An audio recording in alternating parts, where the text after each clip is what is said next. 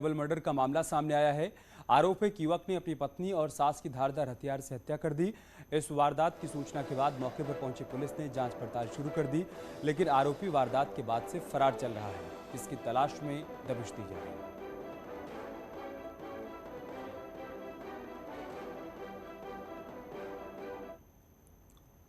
और एक बड़ी खबर लखनऊ से है। आज गृह मंत्री अमित शाह के लखनऊ दौरे का दूसरा दिन है। इस मौके पर अमित शाह कई लोगों से मुलाकात करेंगे और 2022 को लेकर चर्चा करेंगे। इसके बाद थोड़ी देर में लखनऊ से देहरादून के लिए रवाना हो जाएंगे। तो आज अमित शाह के लखनऊ दौरे का दूसरा दिन, कई लोगों से मुलाकात करनी है उनको। उसके बाद वो देहरादून के लिए रवाना हो जाएंगे। कल अपने दौरे के पहले दिन पार्टी कार्यकर्ताओं में जोश भरने की उन्होंने कोशिश की। उन्हें मंत्र दिया कि कैसे 2022 को फतेह करना है।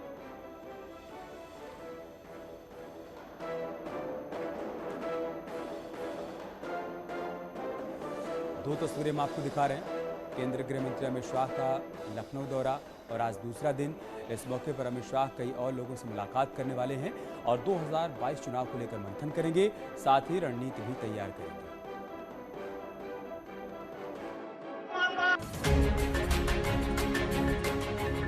अमित शाह शनिवार को उत्तराखंड के दौरे पर रहेंगे। सुबह 10:30 बजे दून पहुंचेंगे और बन्नू मैदान में घसियारी कल्याण योजना को लॉन्च करेंगे और साथ ही कोऑपरेटिव की पैक्स समितियों के डिजिटल होने की शुरुआत भी करेंगे। अमित शाह करीब 1 घंटे जनसभा को भी संबोधित करेंगे, जिसके बाद बीजेपी के प्रदेश पदाधिकारी, मोर्चों के अध्यक्षों के साथ प्रभारियों की भी मीटिंग करेंगे और दोपहर 2 बजे कोर ग्रुप की बैठक होगी। 3 महत्वपूर्ण योजनाओं के वो लॉन्चिंग करने वाले हैं।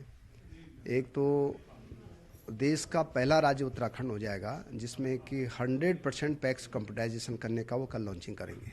दूसरा एक महत्वपूर्ण योजना है हमारी मुख्यमंत्री घसियारी कल्याण योजना की, उसकी कल हमारे गृह मंत्री जी उसकी लॉन्चिंग करने वाले हैं। बीजेपी ने जनसभा में 50,000 की भीड़ जुटाने का टारगेट रखा है, लिहाजा प्रदेश भर से कार्यकर्ताओं को दून लाया जा रहा है। यही नहीं, राज्य भर में 600 जगहों पर LED स्क्रीन लगाकर कार्यक्रम का लाइव प्रसारण भी किया जाएगा। निश्चित रूप से लाखों की संख्या में कल देहरादून में उनको सुनने के लिए लोग आएंगे और चुनावी सभा के रूप में और चुनावी रैली के रूप में इसका आगाज होगा, ये हमारा मानना है। अमित शाह के ग्रैंड वेलकम में कोई कमी ना रहे, इसके लिए एयरपोर्ट से लेकर दून तक 100 तोरण द्वार बनाए तो 200 से ज्यादा कटआउट और हजारों बैनर से पूरे शहर को बांट दिया है। केंद्रीय गृह मंत्री अमित शाह एक तरह से बीजेपी के चुनावी अभियान का आगाज करेंगे।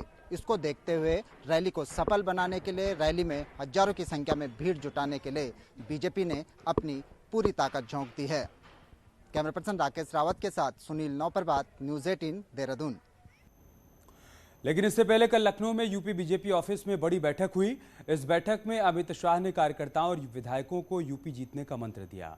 इस दौरान कार्यकर्ताओं से पार्टी प्रत्याशियों को जिताने में मदद करने की अपील की और विपक्ष के मुद्दों को अपने अनुभव से खत्म करने की कोशिश करें, इस बात का भी उन्होंने मंत्र दिया, जिसकी मदद से एक बार फिर से यूपी में 300 प्लस का आंकड़ा पाने में मदद मिलेगी।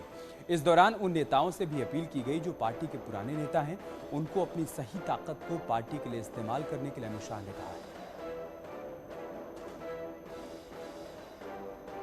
सब बैठकें हैं। माननीय गृह मंत्री जी का उत्तर प्रदेश से, मतलब जैसे उनका लगाव गुजरात से है वैसे उत्तर प्रदेश से है। जैसे देश भर के कार्यकर्ताओं को जानते हो वैसे उत्तर प्रदेश को भी जानते हैं, मानते हैं, पहचानते हैं। उनका मार्गदर्शन 2022 में फिर 300 पार किया है और हम लोग निश्चित विश्वास के साथ कि 2022 में हम लोग 300 से ज़्यादा फिर सीटें जीतेंगे और फिर भाजपा की सरकार जबरदस्त बहुमत के साथ बनेगी। 2022 के लिए यूपी बीजेपी का 300 वाला फॉर्मूला क्या है वो भी हम आपको समझाते हैं। किन मुद्दों के साथ बीजेपी यूपी चुनाव में जाने वाली है, उसको लेकर रणनीति तैयार हो गई है। नेताओं के साथ कार्यकर्ताओं को संदेश भी दिया गया है कि बीजेपी परिवार की मदद से लोगों तक जाएगी। 1 करोड़ 50 लाख नए सदस्य बनाएगी। इसकी मदद से यूपी बीजेपी 2.5 करोड़ सदस्यों के आंकड़े को 4 करोड़ तक पहुंचाने की कोशिश करेगी, जिससे संगठन को मजबूती मिलेगी। इनकी मदद से बीजेपी सरकार के कार्यकाल में हुए कामों को जनता के बीच लेकर जाएगी, विकास के मुद्दे पर विपक्ष को घेरने का काम करेगी और कश्मीर से 370 हटाने, राम मंदिर बनाने का श्रेय भी लेगी और दावा करेगी कि बीते 15 साल में जितना काम नहीं हुआ उतना काम पिछले 5 साल में हमने करके दिखाया।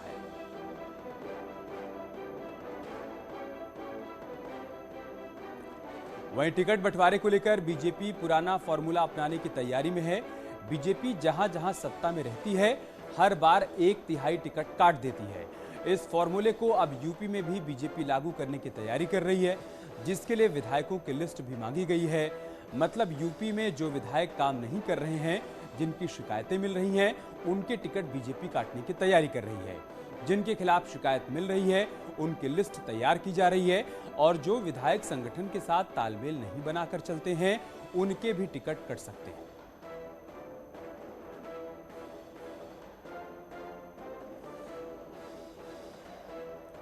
वहीं अमित शाह ने कल बीजेपी नेताओं और कार्यकर्ताओं को यूपी जीतने का फॉर्मूला बताया। मतलब उन्होंने एक बार फिर से जनता से मोदी को मौका और योगी को फिर से जिताने की अपील की है। 2022 में बीजेपी की सरकार बनेगी, तभी 2024 में होने वाले लोकसभा चुनाव का रास्ता साफ होगा, तैयार होगा। और इसके साथ ही अमित शाह ने कार्यकर्ताओं से घर घर विचारधारा को ले जाने की अपील की है। इस काम में करीब 45 लाख कार्यकर्ताओं को लगाया गया है। इस मौके पर अमित शाह ने दावा किया है कि यूपी सरकार ने 90% वादे पूरे कर दिए हैं और चुनाव से पहले 100% काम पूरा कर दिया जाए।